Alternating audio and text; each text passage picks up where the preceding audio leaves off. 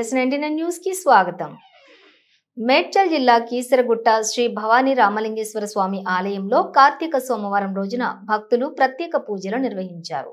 శివలింగాలకు పూజలు నిర్వహించి స్వామివారిని దర్శించుకున్నారు. శ్రీ భవానీ రామలింగేశ్వర స్వామివారిని దర్శించుకునేందుకు భక్తి శ్రద్ధలతో క్యూ లైన్ల ద్వారా విచ్చేసి దర్శించుకుంటున్నారు భక్తులు.